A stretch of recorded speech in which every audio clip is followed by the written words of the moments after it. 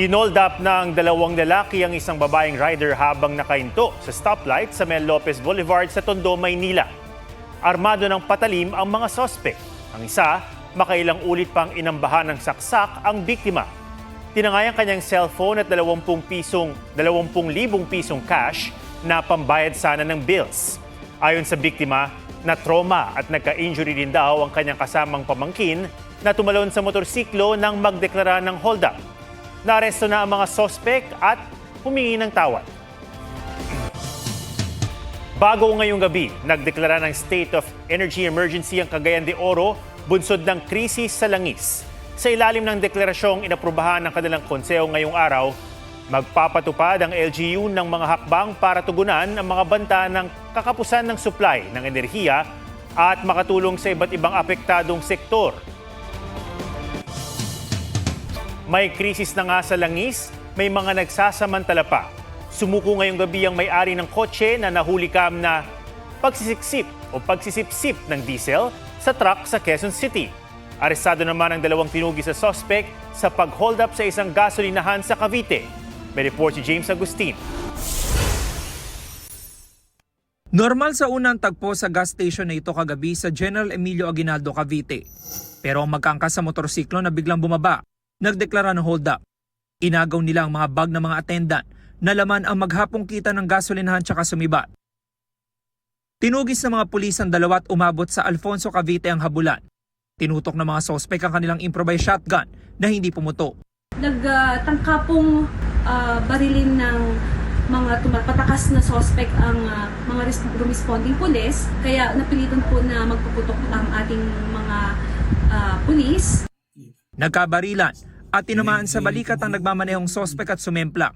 Inaresto siya pero nakatakas ang kasabwat na isa palang minor de edad. Pero kaninang umaga nahuli rin siya na nagtago pa sa ilalim ng isa nakaparadang sasakyan. Sinusubukan pa makuha ang panig ng mga sospek. Nabawi sa kanila ng pulisya ang ninakaw na halos 100,000 pisong cash, ginamit ang motorsiklo, improvised shotgun, 2 cellphone at isang patalim.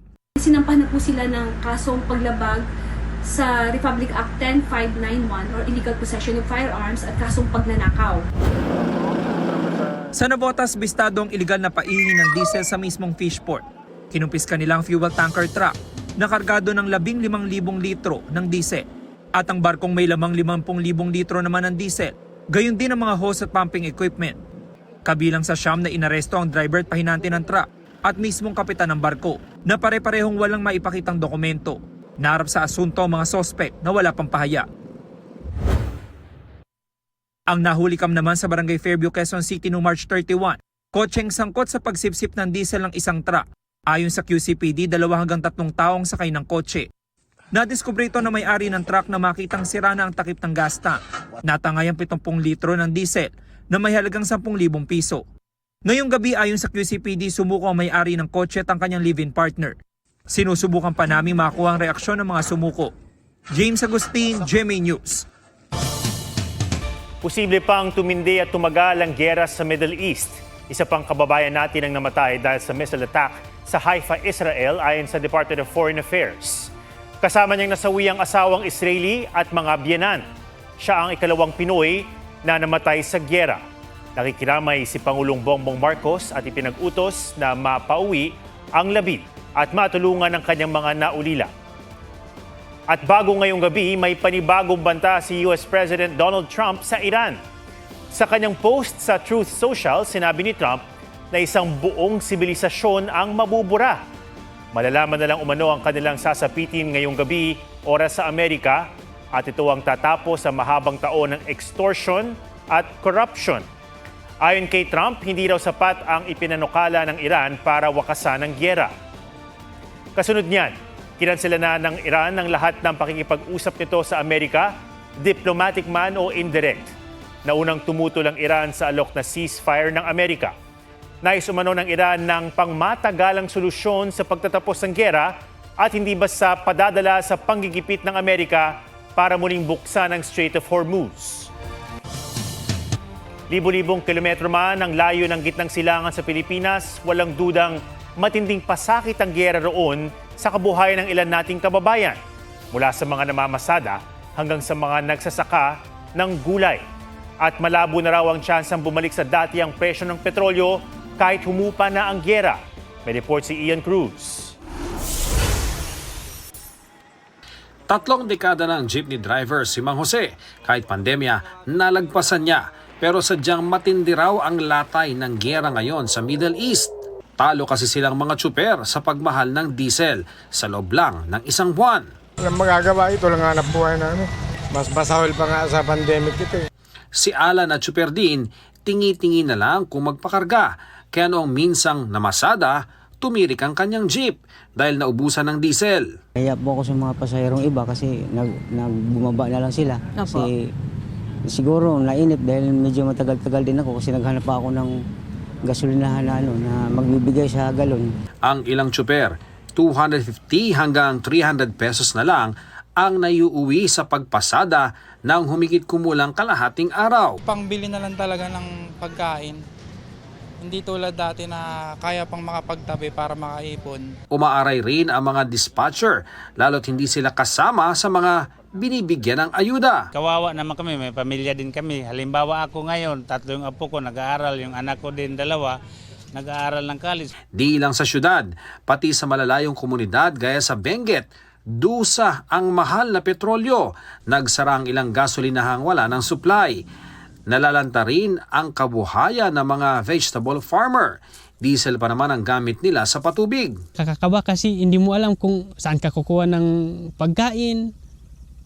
Hindi mo alam kung saan patungo yung buhay mo pag ganun yung nababalitaan natin na patuloy pa rin yung gera sa ibang bansa. Siyempre yung crisis is tuloy-tuloy din kasi. Ngayong pahirap ang buhay, mamahal-mahal ang mga bilihin.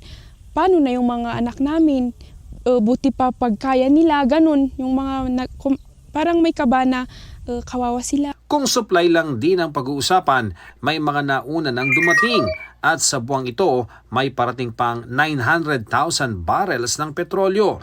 Pinag-aaralan na rin ng Department of Energy ang pag-angkat ng petrolyo sa iba't ibang bansa. Pero hanggat patuloy ang giyera sa gitnang silangan, ayon sa DOE, patuloy ang kalbaryo ng mahal na langis. Is it going to reach 200? I really do hope it won't, but I cannot also tell you that it won't reach 200 because this is beyond our control.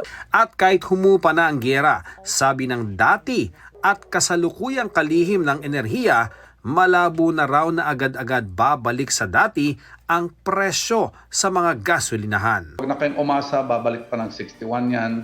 Okay, fearless forecast is basically ang diesel will be 100 or a little over 100 and then gasoline is a little under 100 pag nag-normalize na lahat dahil maraming infrastructure na nasira. I would go along with the point of former Secretary Petilla kasi if ever it goes down, it will take longer. It will not be 1 month. Ian Cruz, GMA News.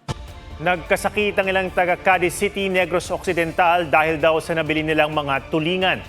Ayon sa Cadiz City Health Office, 70 ang nahirapang makahinga, sumakit ang ulo at nangati matapos makakain ng naturang isda. 2 sa kanila ang dinala sa ospital. Hinala ng ilang residente, bilasa ang nakain nilang isda na hindi umano nabenta nitong Holy Week. Nabili umano ang mga isda sa mga naglalako at sa palengke. Iniimbestigahan na ito ng lokal na pamahalaan at ng Negros Occidental Provincial Health Office. Viral ang naging selebrasyon ng Easter salubong sa isang parokya sa Malabon. Gumamit kasi ito ng buhay na kalapate na inunat sa patpat ang mga pakpak at pinalipad sa mga lobo. Sa gitna ng mga batikos, humingi ng tawad si Caloocan Bishop Ambo Cardinal David. May report si Katrina Son. Pinutakti ng samot-saring reaksyon sa social media ang videong ito ng salubong nitong Easter Sunday sa isang parokya sa Malabon. Sumentro ang usapin sa kalapating ginamit para tanggalin ang itim na belo sa imahe ng Birheng Maria. Isinabit ito sa isang cable tie. Inunat ang mga pakpak at itinali sa patpat. Makikita pa sa drone shot na inangat ang ibon sa himpapawid sa tulong ng mga nakakabit sa kanyang lobo.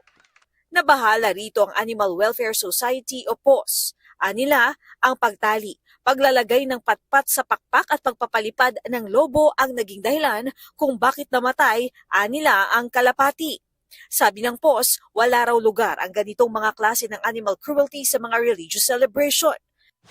Ayon naman sa Animal Kingdom Foundation, bagamat kinikilala at nirerespeto nila ang symbolic significance ng mga naturang ibon sa ganitong pamamanata, hindi dapat nasasantabi ang kapakanan ng mga hayop, lalo't nakasaad sa Animal Welfare Act na bawal ang ganitong pagtrato sa mga hayop. Para sa amin, ito po ay isang act of cruelty.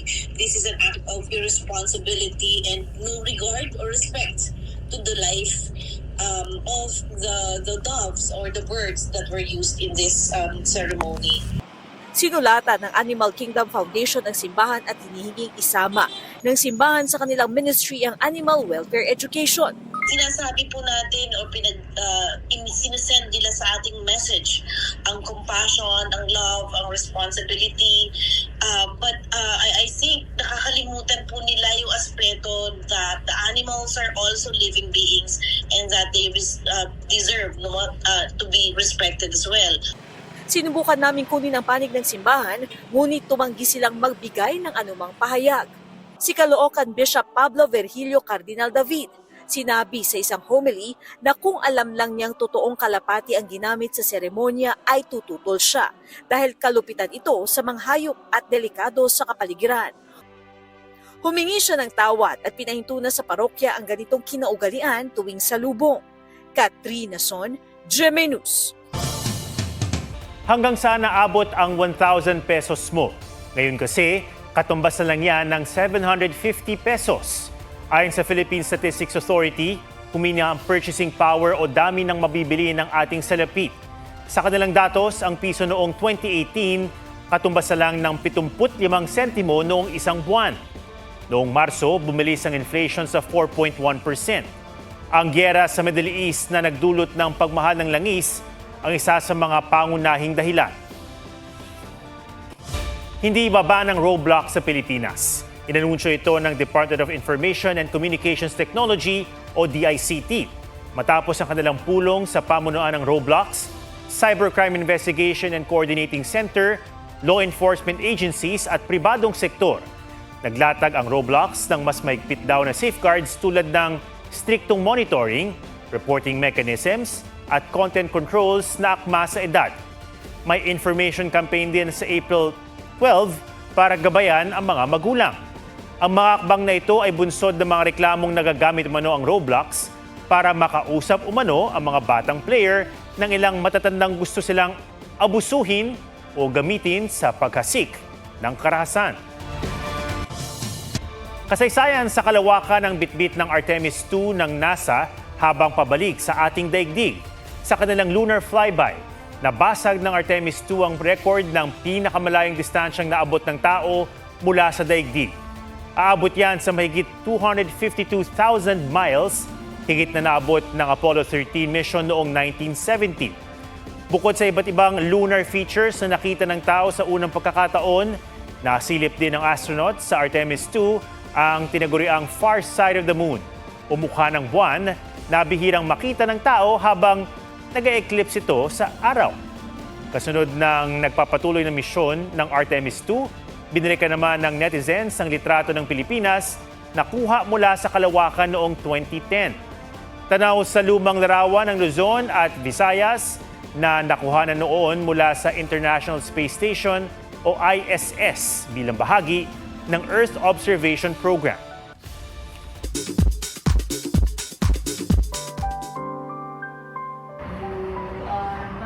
Sunshine, my only sunshine.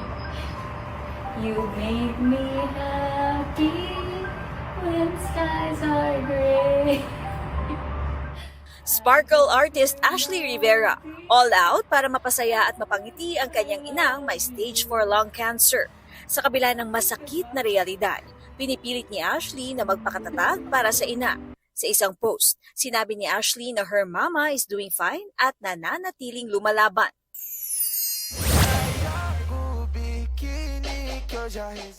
Miguel Tan Felix, serving his face card sa pagkasa sa nauusong dance challenge. Dagdag pogi points pa ang kanyang smooth moves. It's crazy, but it's true. There's nothing I won't do. I'd risk it all for you. Serving vocals naman sa kanyang latest post si Kailin Alcantara, na dedicated daw kay Jesus Christ ang pag-awit. Anton Vinzon, gaganap na batang boksingero sa upcoming Kapuso drama series na Kamao. Nakatanggap pa siya ng good luck message mula sa pambansang Kamao, Manny Pacquiao. Hi Anton, good luck sa bago mong show sa GMA. God bless. It is good. Thank you. Wow! Hi Anton, good luck sa bago mong show sa GMA. From the Universe to Encantadia, Miss Universe 2025 third runner-up at Tisa Manalo gaganap bilang Batalumang Halia sa Encantadia Chronicles Sangre.